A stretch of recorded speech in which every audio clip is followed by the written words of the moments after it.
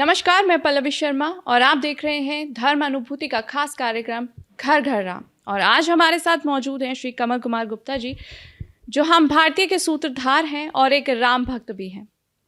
कुछ घंटों का ही अब इंतज़ार है और फिर कल राम मंदिर में भगवान श्री राम की जो प्राण प्रतिष्ठा है उसके सभी भारतीय और साथ ही साथ विश्व भी पूरा साक्षी बनने जा रहा है। सर, क्या कहना चाहेंगे आप उसके बारे में, उस क्षण के बारे में, कैसे प्रतीक्षा कर रहे हैं? नमस्कार पल्लवी जी, सभी श्रोताओं को, सभी देखने वालों को मेरा प्यार भरा नमस्कार।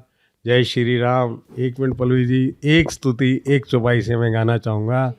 देखिए, राम जी जब भी के बारे में बात करता हूँ तो पहले मन में भाव से लाना पड़ता है कि हे प्रभु, आप हमारे हृदय में आओ और कुछ अपने बारे में खुद ही बता जाओ, हमें तो कुछ आता नहीं है। मैं सिर्फ इतना कहना चाहता हूँ, रामई सुमरहि गावई रामई, संतत सुनहि राम गुण ग्रामई, और तरहि न से ये बिनु मम स्वामी, राम नमामि नमामि नमामि। इसका भाव अर्थ ये है कि कोई भी मनुष्य संसार सागर से पार जाना चाहता हो तो मेरे स्वामी राम जी को आराधना किए बगैर तरहीन से बिनु मम स्वामी पार नहीं हो सकता है। इसलिए राम नमामि नमामि नमामि 3 बार राम जी को प्रणाम जय घोष के साथ। अब आपके प्रश्न का उत्तर मैं देता हूँ। जहाँ तक आपने पूछा कैसा लोगों में उत्साह है, कैसे मन में लोगों के चल रहा है। देखिए, ये जब भगवान का अवतार हुआ था उस समय की घटना मैं आपको बताता हूँ। ये आप सोचिए, त्रेता में अवतार हुआ था, अब भी आप ये समझिए कि भगवान का फिर से साक्षात अवतार हुआ था। और उस समय क्या हुआ था, लगभग वैसा ही सिस्टम अभी हमें देखने को मिल रहा है। ग्रह बार तिथि लोग सब कुछ अनुकूल है। नदियाँ पूरे अपने पानी लेके पूरा स्तर चल रहा है, सब खुशहाली है, मौसम सूर्य है और सब अनुकूल है। क्योंकि भगवान जब भी आते हैं तो सारे देवता जितने भी होते हैं वो अपने अपनी उसमें आ जाते हैं कि भगवान चले हैं अपने। जब धाम से भगवान चलते हैं तो सब लोग अपने इन ऑर्डर आ जाते हैं। देखिए, वृक्ष पेड़ पौधे फल फूल सब हरे भरे हो जाते हैं। जैसे आप देखिए, मौसम है, फलों का है, ऋतु और कुऋतु को भी सब भूल जाते हैं। सब तरु फरे राम हित लागी, सब जो पेड़ है सब तरु फरे राम हित लागी, ऋतु कुऋतु काल गति त्यागी। सब पेड़ पौधे भी फलित हो गए हैं और ये लोग ये नहीं देख रहे हैं कि इनका समय है नहीं है। जो है राम के हित के लिए पेड़ पौधों तक भी हरे भरे पीले सब हो गए हैं। मौसम बहुत अनुकूल हो गया है और भगवान जब आते हैं तो मध्य दिवस अति शीत न घामा, दिवस का समय होता है, ना बहुत गर्मी होती है ना बहुत सर्दी होती है और बड़ा मन को लुभावने वाला मौसम भी इस समय बना हुआ है। और जो जो भगवान के अवतार के समय हुआ था वो ही तकरीबन, मैं नहीं पूरा ही कहूँगा, वो ही अनुकूलता पल्लवी जी अभी बनी हुई है। आपने बहुत सुंदर वर्णन किया है कि धरती पर जितने भी जीव जंतु हैं वो भगवान श्री राम के दर्शन और उनके स्वागत के लिए तत्पर है।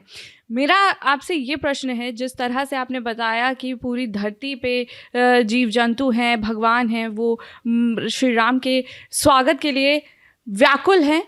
इसी तरह एक वाक्य है कि भगवान शिव जी ने पार्वती मैया से कहा था कि जब राम जी का जन्म हुआ था तो वो स्वयं साधु के रूप में धरती पर उतरे थे उनके दर्शन के लिए। इस बारे में आप हमारे दर्शकों को कुछ पता? ये बहुत ही मार्मिक और सुंदर प्रसंग आपने किया है। जब भगवान शिव जो है पार्वती जी को कथा सुनाते हैं राम कथा की, तो बड़ा एक प्रसंग ले आते हैं। कहते हैं, पार्वती मैं तुम्हें एक बात बताना चाहता हूँ। बोले क्या? बोला, और एक कहूँ निज चोरी, बोला मैंने एक बार चोरी भी की थी। बोला क्या? अरे बाबा तुम चोर कहाँ से हो गए? बोला नहीं। बोला मैंने जो है तुमसे छुपाया था, ये चोरी थी।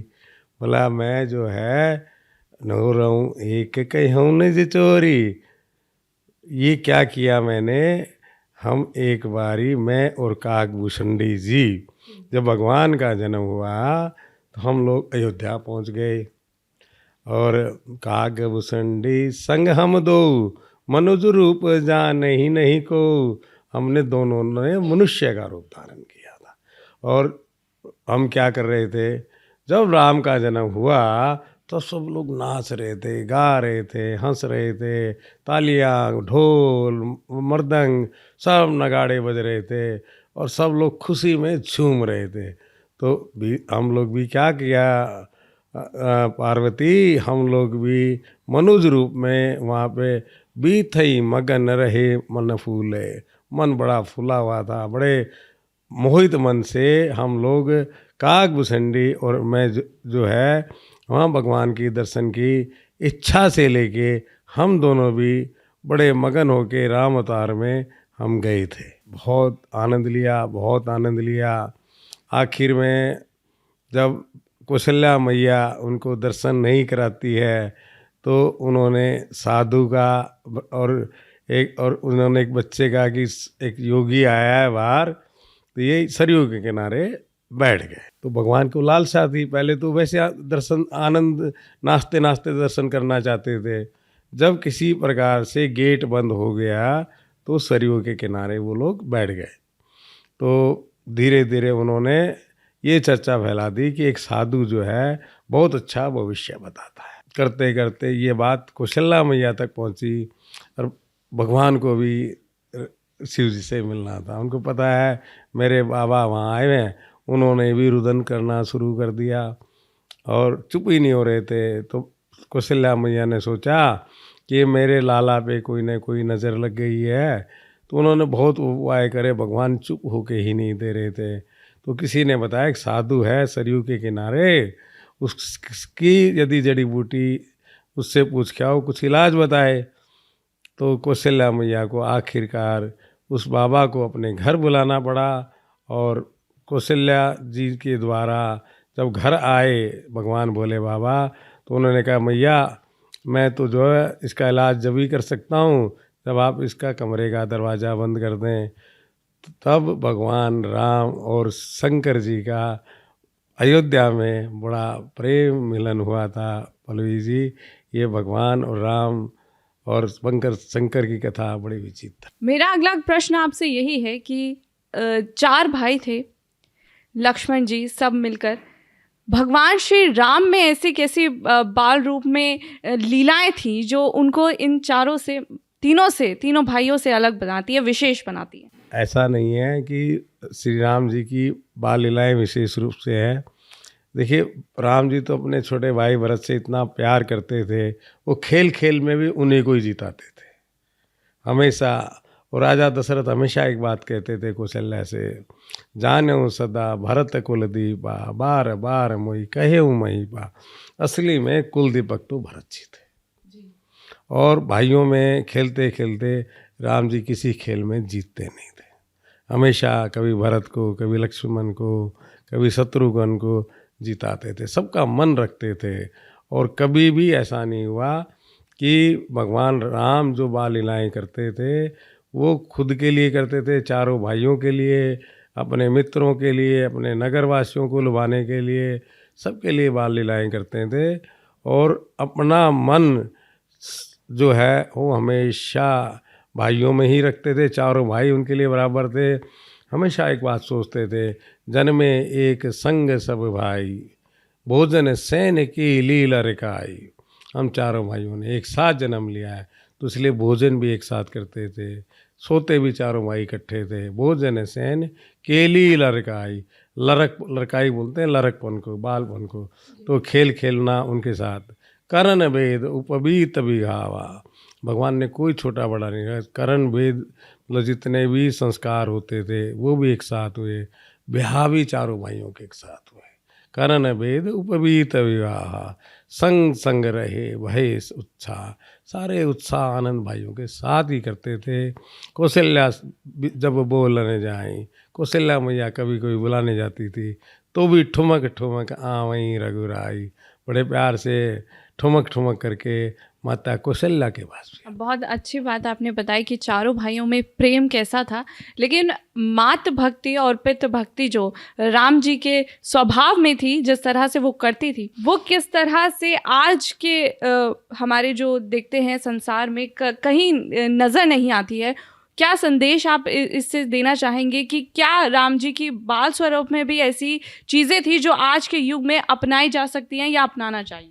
इस संसार में जैसे कौशल्या प्रेम से बुलाती थी तो ठुमक ठुमक आते थे। बोलन जाई जब ही जब राजा, जब राजा बुलाते थे दशरथ जी, नहीं आ वहीं तजी बाल समाजा, तब नहीं आते थे। देखिए बच्चों के ऊपर जो है भगवान ये कहना चाहते हैं कि प्रेम से लोग रहेंगे, प्रेम से सब सिस्टम रहेगा। राजा की तरह जैसे दशरथ जी बुलाते थे तो भगवान नहीं आते थे। कौशल्या प्रेम से आवाज़ देती थी तो आते थे। तो बोलन जाई जब राजा, राजा बुलाता नहीं आ वहीं तजी बाल समाजा, बाल समाज को छोड़ के भगवान भी नहीं आते थे। तो मेरा कहना ये है कि आज के इस बाल जीवन की लीलाओं से सभी को ये शिक्षा लेनी चाहिए कि देश भगवान ने बाल शिशु रूप से बड़े होता है मर्यादा में रहे, मर्यादा में एक से सागर और श्री राम। मर्यादा में आज तक दो ही चीज़ बंधी है, या तो सागर है, समुंदर है, और या श्री राम है। अपनी उपमा देख के राम ने किया प्रणाम। हर आदमी, हर लोग भगवान ने जैसे मर्यादित जीवन जिया। सागर, क्योंकि ये सागरवंशी थे, सागर भी इनके पूर्वज हैं, मैं आपको ये बता दूं, इसलिए ये भी मर्यादित है। सागर भी अपनी सीमा नहीं तोड़ता। ये जो सगर भी आप सुनेंगे, राजा सगर के पुत्र है, और सगर भी रघुवंश से है, सूर्यवंशी हैं ये। तो इसलिए सागर भी जो मर्यादा नहीं छोड़ता है। तो यही है कि जीवन में मर्यादित जीवन हो, सब लोग अपना व्यवहार आचरण, भगवान के आदर्शों को, भगवान कैसे बाल लीलाएँ करते थे, बचपन में रहना तो कैसे रहना है, युवान हो के कैसे पढ़ने भी जाना है। देखिए भगवान पढ़ने भी गए, जबकि सब कुछ सबके ये तीनों लोकों के स्वामी हैं। शास्त्र कहता है कि भगवान स्वयं भी और चारों भाइयों के साथ में पढ़ने गए थे। अल्प काल सब विद्या, गुरु गृह गए पढ़न रघुराई, अल्प काल सब विद्या पाई। इन्होंने विद्या भी सीखी है, शास्त्र भी सीखे हैं। तो समझने के लिए कोई क्षण नहीं होता, आप कभी भी पढ़ाई कर सकते हो, कोई उम्र नहीं होती है। लर्निंग प्रोसेस हमेशा आप जारी रख सकते हो, और ये नहीं कि मैंने तो अब पढ़ लिया। देखिए कोई भी चीज़, कभी भी लर्निंग कभी भी लाइफ में एंड तक ख़त्म नहीं होती। आज हमारे देखते देखते हम टाइपिस्ट से लेके मोबाइल के खुद ही ऑपरेटर, व्हाट्सअप चैट्सअप तक आ चुके हैं। किसी ज़माने में हमारे देखते देखते टाइपराइटर भी बड़े मुश्किल से ऑफिसों में होते थे। तो सभी से मैं कहना चाहूँगा, भगवान के आने से पहले से, अभी से, आगे से अपना जीवन ऐसा बनाएं कि जिससे हमारी देश की जो कल्पना है, राम राज्य की कल्पना है, भगवान राम के आदर्शों को पालन करें, और राम राज्य है, रहेगा। जय श्री राम। पढ़ाई की बात की आपने, जब शिक्षा लेने के लिए श्री राम जी लक्ष्मण जी के साथ गए थे, तो एक वाक्य है कि जब राक्षस उनको परेशान कर रहे थे, साधुओं को, तो उन्होंने प्रभु श्री राम का नाम लिया था, और वहाँ पर श्री राम ने लक्ष्मण जी के साथ उनका वध किया था, उन राक्षसों का वध किया था। तो शक्ति बाल रूप में आना वो कितनी बड़ी बात है, और उसको कैसे ग्रहण किया गया था, श्री राम ने उसको कैसे, क्योंकि वो भगवान थे ठीक है, लेकिन बाल स्वरूप में वो दिखाना लोगों के लिए, वो कितनी बड़ी बात। जब भगवान आए थे, भाई प्रगट कृपाल, कृपाल जब प्रकट हुए थे, ये चतुर्भुज में आए थे। तो माता को लगा, देखो भगवान, आपने मैं वचन दिया था कि हम आपके बेटा बन के आएंगे, आप तो बाप बन के आ गए। चतुर्भुज में मैंने थोड़ी बुलाया था। तो कथा ये आती है इसी के अंदर, जब कौशल्या ने बार बार कहा, सुनी, मतलब आप जो है इस रूप को, भव्य रूप को त्याग दीजिए। तब भगवान जो है सुनी बचन सुजाना रोदन ठाना, तब उन्होंने बाल स्वरूप लिया था कि सुनी बचन सुजाना रोदन ठाना होई बालक सुरभूपा। बालक है पर सुरभूप है ये चरित जो गावई हरि पद पावई तेन परे नरकूपा। ये रोदन जो है माता कौशल्या के कारण बाल रूप इन्होंने धारण किया था। वास्तव में ये भगवान का साक्षात अवतार था। शक्ति को कैसे दर्शाया? देखिए, शक्ति जो है वैसे तो ये सर्वशक्तिमान हैं, फिर भी इन्होंने जब भी राक्षसों का वध किया, ये एक एक ऋषियों के आश्रम में गए, चाहे अगस्त्य ऋषि के आश्रम में गए, चाहे ये श्रम्भग ऋषि, सब ऋषियों ने अपने ताकत और विद्या भगवान को अर्पण की थी। उन्होंने कहा इनसे वध करो। विश्वामित्र ने भी सारी शक्तियाँ इनको दी थी। जितने इन लोगों ने इतनी सालों की जो तपस्या थी, वो सारी की सारी शक्तियाँ जिन जिन ऋषियों के पास थी, भगवान सब ऋषियों के पास गए। भारद्वाज, विश्वामित्र, सब के आश्रम में भगवान जाते हैं। और जिन जिन लोगों ने संजो के रखा था, सब के सब मंत्र अभिमंत्र करके भगवान राम को दी थी। और क्योंकि भगवान तो वैसे भी सर्वशक्तिमान थे, फिर भी उन्होंने अपने पास शक्ति रखना ठीक नहीं समझा। सारे साधु संतों ने भी, जितने ऋषियों के नाम हैं मानस में, जिन जिन के भगवान आश्रम में जाते हैं, सब ने भी वो शक्तियाँ भगवान श्री राम को दी थी। बहुत महत्वपूर्ण जानकारी आपने दी। मेरा आखिरी सवाल सर, जिस तरह से अयोध्या में राम जी की प्राण प्रतिष्ठा होने वाली है और एक मूर्ति स्थापित की गई है, तो वो 5 साल के जो भगवान श्री राम थे उनकी मूर्ति अभी स्थापित की है, बाल स्वरूप है। कैसा आपको लग रहा है? मूर्ति बहुत आकर्षक है। उस मूर्ति को देखकर आपके मन में क्या विचार है, वो भी हमारे दर्शकों को आप बताइए, उनके सामने रखिए। मूर्ति जो होती है वो हृदय में उतारने की होती है। मूर्त जो है ये आज भगवान की एक सूरत है, मूर्त नहीं है, भगवान की एक सूरत है। और भगवान की छवि को हृदय में बिछोना बिछाइए, याद कीजिए।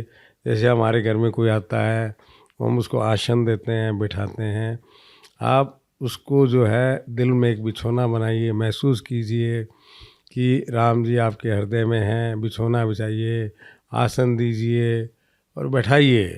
बोला, हे प्रभु मैं आपकी शरण में हूँ, शरण में हूँ, शरण में हूँ। क्योंकि भगवान जो भी प्रेम करते हैं शरणागत पर विशेष कर, शरणागत कहूँ जे तज इता नहीं तमन ते नर पावर पाप में तिनहि विलोकत हान।